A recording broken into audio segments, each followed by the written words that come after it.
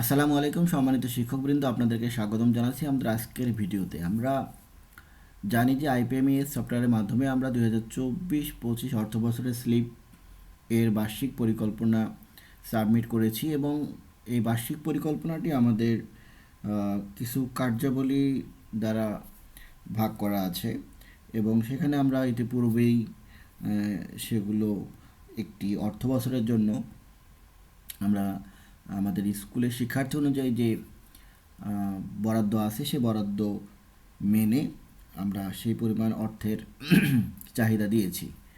তো এখন সবাই জানি আমাদের স্লিপের ভাউচার জমাদান চলতেছে, অনেকেই হয়তো ভাউচার জমা দিয়ে ফেলছি আমরা। তো আজকে আমি দেখাবো আপনাদেরকে যে আমরা এই কার্যাবলীগুলো সম্পূর্ণভাবে কিভাবে একটা মূল ক্যাটাগরি থেকে দুইটি আলাদা আলাদা কিস্তিতে, যেহেতু আমাদের অর্থের পরিমাণগুলো দুইটি কিস্তিতে সমানভাবে ভাগ করে ভাউচার জমা দিতে হবে এবং আমরা ওইভাবেই অর্থ পাবো। তো সেই হিসাবে আমরা এখানে আমি দেখানোর চেষ্টা করেছি যে বিভিন্ন কার্যাবলীগুলোকে কিছু সাব ক্যাটাগরি মেনটেন করে সেগুলোর দাম দর এবং মূল্য ঠিক করে আমরা দুইটি সমান কিস্তিতে কীভাবে বন্টন করে নিতে পারি এবং যেটি আমাদের সমানভাবে আমাদের এই স্লিপের ভাউচার প্রস্তুত করতে সুবিধা হবে আসলে। হ্যাঁ, তো সেই জন্য আপনাদেরকে ধৈর্য ধরে ভিডিওটি দেখার জন্য অনুরোধ করব। তো আপনারা একটু আশা করি ভিডিওটি শেষ পর্যন্ত দেখবেন। তো আমি শুরুতে দেখাই এখানে আপনাদেরকে, আমি একটা এক্সেল শিটের মাধ্যমে আমি ওপেন করে রেখেছি। এক্সেল শিটের মাধ্যমে আমরা এই প্রতিটি ক্যাটাগরিগুলোকে প্রথমে আলাদা আলাদা ক্যাটাগরি ভাগ করে নিয়েছি এবং সেই ক্যাটাগরিগুলো আমরা ডিটেলস দিয়েছি, অর্থাৎ আমরা কোনো একটা ক্যাটাগরির অধীনে কি কি বিষয় ক্রয় করব। এটি আপনি চাইলে আরও অনেক বিষয় আপনাদের যদি অ্যাড করার বিষয়ে প্রয়োজন পড়ে থাকে সেক্ষেত্রে আপনি অ্যাড করবেন এবং সেটির পরিমাণ দর বা একক দাম মূল্য নির্ধারণ করে নিয়ে এবং সেটি মোট মূল্য কত আসবে সেটিও আপনারা একবারেই দেখতে পারবেন। অর্থাৎ আপনাদের ক্যাটাগরি অনুযায়ী ওই স্লিপের ক্যাটাগরি অনুযায়ী আপনারা স্লিপের যেটি আপনারা মূল্য নির্ধারণ করে বা সাবমিট করেছেন পেমেন্ট সফটওয়্যারের মাধ্যমে, সেটি এখানে ক্যাটাগরাইজ করে আমরা রেখেছি বা ওই অনুযায়ী এখানে সাজিয়ে আপনাদের ভাউচার প্রস্তুতের ক্ষেত্রে সহায়তার জন্য এটা তৈরি করেছি। তো ধরুন আমরা এইভাবে শিক্ষা উপকরণ, খেলাধুলার সামগ্রী, এটির প্রতিটি ক্যাটাগরি আমরা করেছি এবং প্রতিটি ক্ষেত্রে প্রথম কিস্তি দ্বিতীয় কিস্তিতে আমাদের কী পরিমাণ টাকা আসবে আমরা এখানে হিসাব করতে পারি। ধরুন আমরা এই শিক্ষা উপকরণের তালিকার মধ্যে, অর্থাৎ শিক্ষার যে তালিকা আমাদের একটা ক্যাটাগরি আছে তার সাব ক্যাটাগরিতে আমরা কলম বা পেন্সিল কিনলাম, 48টি পেন্সিল মোট কিনবো, যেটি পরিমাণ 10 টাকা করে যদি আমরা এটির দাম নির্ধারণ করি এবং সেটি 480 টাকা আমাদের মোট টাকা পরে মোট হচ্ছে।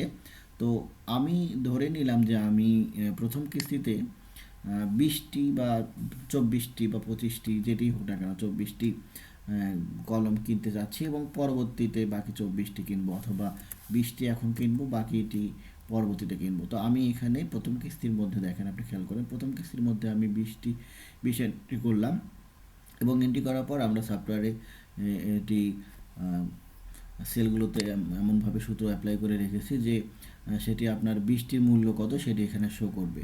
এবং আপনি একইভাবে খেয়াল করেন যে এখানে এই যে আমাদের মোট ছিল এখানে 48টি, আমাদের মোট পরিমাণ ছিল কলমের 48টি, যার মধ্যে আমরা প্রথম কিস্তিতে 20টি নেওয়ার পর দেখেন এখানে দ্বিতীয় কিস্তিতে অবশিষ্ট যেটি ছিল 28টি এখানে উল্লেখ আছে। আপনাদের জন্য আরেকবার দিই, ধরলাম এখানে আমরা 25টি নিব, দেখেন এখানে আমরা ক্লিক করার পর দেখবো যে অটোমেটিক্যালি এখানে 23টি চলে আসছে এবং এই 25টির মূল্য এখানে চলে আসবে এবং সেই অনুপাতে এখানে অবশিষ্ট যা থাকবে সেটি এবং সেটির মূল্য এখানে চলে আসবে। অর্থাৎ আপনি চাইলেও এটি সুন্দরভাবে ভাগ করে নিতে পারবেন এবং ভাগ করে নিয়ে আপনি আপনার মোট দুটি সমান সমান কিস্তিতে আপনার ভাউচার প্রস্তুত করার ক্ষেত্রে আপনার জন্য এটা অনেক বেশি সহায়ক হবে বলে আশা করছি। তো একইভাবে আপনি চাইলে আপনার যেটি প্রয়োজন সেটি আপনি সংশোধন করতে পারবেন, সেল অ্যাড করার মাধ্যমে আপনার বিষয়গুলো অ্যাড করতে পারবেন। এইভাবে প্রতিটি বিষয় শ্রেণীকক্ষ সজ্জিতকরণ, লাইব্রেরি স্থাপন, খাতা কলম পেন্সিল কিনে থাকলে সেটি, চিত্রাঙ্কন প্রতিযোগিতা, মেধা প্রতিযোগিতা, পরীক্ষার বিষয়গুলো, হ্যাঁ আমরা এখানে সবগুলো দিয়েছি। যেমন ডিসপ্লে বোর্ড, মনিটর বোর্ড আপনার প্রয়োজন থাকে, যে ক্যাটাগরিগুলো প্রয়োজন নেই আপনি সেগুলো ইনক্লুড করবেন না। আপনার পরবর্তীতে যেটি আপনার ওয়ার্ড ফাইলে আপনি নিয়ে নেবেন, সেই বিষয়গুলোকে বাদ দিয়ে আপনি বাকিগুলো কপি করে নিলেন, তাহলে আপনার জন্য সেটি খুব হেল্পফুল হবে আশা করি। যেমন দিবস পালনের ক্ষেত্রে আমরা যদি মনে করি যে আমরা এই দিবস পালনগুলোর ক্ষেত্রে দুটি সমানভাবে ভাগ করে নেব। ধরে নিলাম আমাদের মহাসমাবেশ বা যে সমাবেশগুলো হয়ে থাকে, তো সমাবেশগুলোতে আমরা সাধারণত যে খরচগুলো করে থাকি, আমাদের অনেকগুলো মহাসমাবেশ হয়ে থাকে, 4টি মহাসমাবেশ হয়ে থাকে মূলত।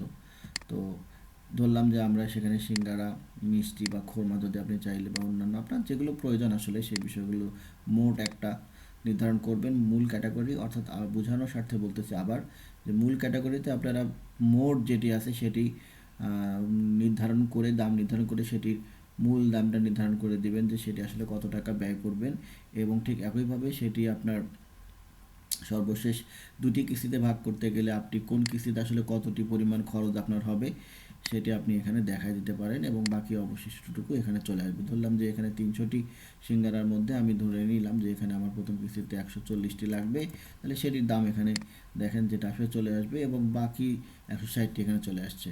তো আমরা এই প্রতিটি ক্ষেত্রে আমাদের প্রযোজ্য অর্থাৎ প্রয়োজন অনুসারে আমরা এটি পরিবর্তন করে নিতে পারবো, এবং এইভাবে যদি আমরা পুরো টাকাটা প্রস্তুত করতে পারি তাহলে আমাদের হিসাবের কোনো সমস্যা হবে না আশা করি, এবং আমরা সুন্দরভাবেই আমাদের স্লিপের পরিকল্পনাটি প্রস্তুত করতে পারবো। সবাইকে ধন্যবাদ জানাচ্ছি আজকের ভিডিওটি দেখার জন্য। আমি চেষ্টা করেছি ভিডিওটি খুব সংক্ষেপে এবং সাধারণভাবে তুলে ধরার জন্য, এবং আশা করি আপনারাও বুঝতে পেরেছেন। এবং মূল বিষয়টি হলো এখানে যে আপনাদের ভাউচার প্রস্তুত করার ক্ষেত্রে দুটি সমান কিস্তিতে ভাগ করার ক্ষেত্রে আপনাদের কিভাবে এটি হেল্প করতে পারে তার একটি শুধু সাময়িক ধারণা দিয়েছি। আশা করি আপনাদের কাজে লাগবে এবং উপকারে আসবে। ধন্যবাদ, এবং পরবর্তী ভিডিও দেখার জন্য আপনাদেরকে স্বাগতম জানাচ্ছি পুনরায়, এবং সে পর্যন্ত বিদায় জানাচ্ছি। যারা সাবস্ক্রাইব করেনি সাবস্ক্রাইব করবেন। ভালো থাকবেন। আল্লাহ হাফেজ।